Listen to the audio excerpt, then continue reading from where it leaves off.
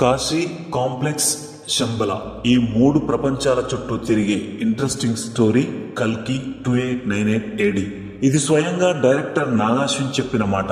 అయితే ఈ cinema story ఏంటి అనేది కాసేపు పక్కన పెట్టేద్దాం. అసలు నిజంగా కల్కి ఎవరు, శంబల ఎక్కడ ఉంది, కల్కికి అశ్వత్థామకి సంబంధం ఏంటి అనేది ఈ వీడియోలో తెలుసుకుందాం. ధర్మ సంస్థాపనార్థాయ సంభవామి యుగే యుగే భగవద్గీతలో శ్రీకృష్ణుడు అర్జునుడికి చెప్పిన మాట ఇది. అధర్మం పేట్రేగిపోతున్నప్పుడు, మనుషులు విచక్షణ లేకుండా ప్రవర్తిస్తున్నప్పుడు ధర్మస్థాపన కోసం ప్రతి యుగంలోనూ నేను అవతరిస్తాను అనేది దీని అర్థం.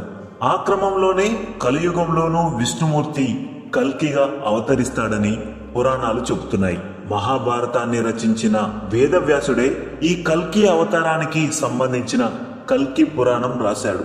కలియుగం చివరి దశలో లోకంలో అవినీతి, అధర్మం ఇప్పుడున్న దానికంటే ఎన్నో రెట్లు పెరిగిపోయి అదే రాజ్యమేలుతుంది. ఇక్కడ యజ్ఞయాగాలు జరగవట, వివాహ వ్యవస్థ ఉండదట, సన్యాసులకు మహిళలపై వ్యామోహం పెరుగుతుంది, వితంతువులతో కలిసి సంతానం పొందుతారు, మనిషి ఆయుర్దాయం 18 సంవత్సరాలకే క్షీణించిపోతుంది, దొంగలే పాలకులుగా మారిపోతారు, అనవసర పన్నుల్ని విధించి ప్రజలను ఇబ్బందులకు గురి చేస్తారు, విద్యార్థులు గురువులను గౌరవించరు, విద్యార్థులను చూసి గురువులు భయపడే పరిస్థితులు ఎదురవుతాయి, చెట్లు బలహీనపడి డ్యాముల్లో నీరు కనిపించకుండా పోతుంది, గంగమ్మను పట్టించుకోకపోవడం, తులసిని అగౌరవపరచడం, ఆకలి కేకలు పెరుగుతాయి.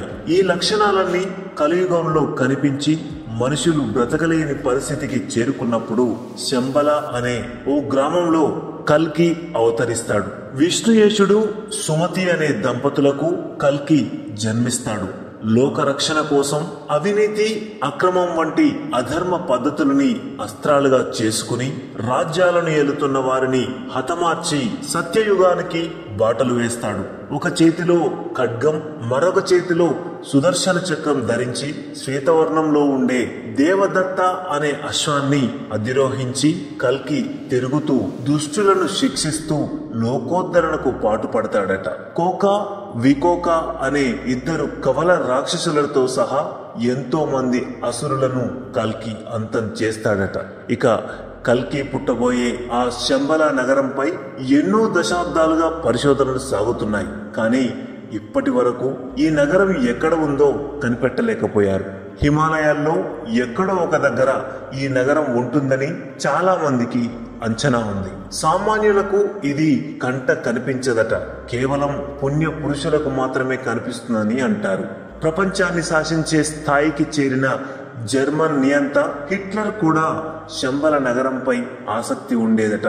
జర్మనీని ప్రపంచంలో అగ్రదేశంగా నిలపాలనేది హిట్లర్ యొక్క లక్ష్యం. ఇందుకోసం అత్యాధునిక సాంకేతికత ఉన్న ఆయుధాలను సిద్ధం చేయాలని భావించాడు. హిందూ పురాణాల ద్వారా శంబల నగరం గురించి తెలుసుకున్నాడు. అక్కడ అన్ని జబ్బులకు చికిత్స ఉంటుందని, అత్యాధునిక ఆయుధాలు ఉంటాయని ఓ స్పెషల్ టీంని పంపించాడు.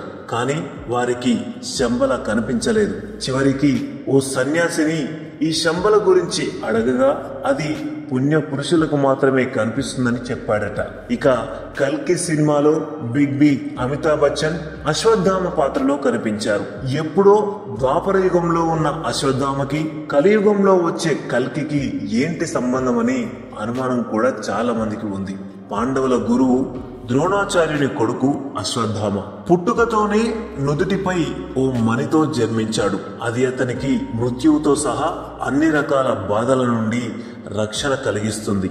అశ్వత్థామ అర్జునుడికి సాటి అయిన విలుకాడు. అర్జునునితో పాటు బ్రహ్మాస్త్ర ప్రయోగాన్ని సాధించాడు. కానీ దూకుడు స్వభావం వల్ల అస్త్ర ప్రయోగం అత్యవసరమైతే తప్ప ప్రయోగించకూడదన్న తండ్రి మాటలను పట్టించుకోలేదు. దుర్యోధనుడితో స్నేహం కారణంగా కురుక్షేత్ర యుద్ధంలో కౌరవుల తరఫున పోరాటం చేశాడు. యుద్ధంలో తండ్రి మరణం తట్టుకోలేక పాండవుల మీద శక్తివంతమైన నారాయణ అస్త్రాన్ని ప్రయోగించాడు. అయితే అది ఆయుధాలు ఉన్నవారిని తప్ప నిరాయుధులను దండించదు. శ్రీకృష్ణుని సలహాతో పాండవ వీరులంతా తమ ఆయుధాలను వదిలేస్తారు. అలా పాండవులు యుద్ధంలో ఓటమి నుంచి తప్పించుకుంటారు. కౌరవుల ఓటమిని జీర్ణించుకోలేని అశ్వత్థామ యుద్ధం పూర్తయిన రోజు రాత్రి పాండవుల శిబిరంపై వారిపై దాడి చేసి పాండవుల పుత్రులైన ఉప పాండవులను సంహరిస్తాడు. జరిగిన విషయం తెలుసుకున్న పాండవులు వేదవ్యాసుని ఆశ్రమంలో అశ్వత్థామను పట్టుకుంటారు.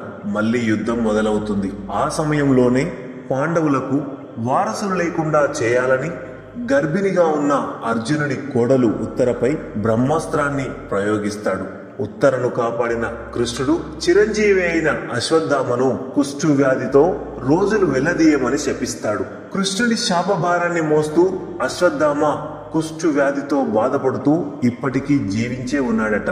అశ్వత్థామతో పాటు ఈ భూమిపై మొత్తం 7 చిరంజీవులు ఉన్నారు. అందులో పరశురాముడు, కృపాచార్యుడు, వ్యాస, అశ్వత్థామ కల్కిని చూసేందుకు శంబల నగరానికి వస్తారని, స్వయంగా కల్కికి అన్ని విద్యను నేర్పించి ధర్మ సంస్థాపనలో సహాయం చేస్తారని కల్కి పురాణం చెప్తుంది.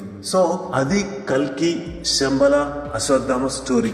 ఇక నాగార్జున తీసిన కల్కి 2898 ADలో అచ్చంగా ఇదే కథ ఉండకపోయినా కొన్ని సిమిలారిటీస్ అయితే ఉన్నాయి. పురాణాల ప్రకారం కల్కి తల్లి పేరు సుమతి. ఈ సినిమాలో దీపిక పడుకునే పేరు సుమ్ 80. ఇక శివలింగంపై నీళ్లు పడేంత వరకు అశ్వత్థామ ప్రశాంతంగా ఉంటాడు. కానీ నీళ్లు పడటం ఆగిపోయిన వెంటనే నా సమయం ఆసన్నమైంది అంటూ పైకి లేస్తాడు. దీని అర్థం కల్కి కలిసే సమయం ఆసన్నమైందని. గర్భిణిగా ఉన్న ఉత్తరపై అశ్వత్థామ బ్రహ్మాస్త్రం ప్రయోగించే సన్నివేశం కూడా ఈ సినిమాలో ఉంది. సో కల్కి 2898 AD కల్కి పురాణాన్ని పోలి ఉంటుందని ఖచ్చితంగా చెప్పవచ్చు. ఈ వీడియో కనుక మీకు నచ్చితే లైక్ చేయండి, షేర్ చేయండి, మా ఛానల్ ని సబ్స్క్రైబ్ చేసుకోండి. Thank you.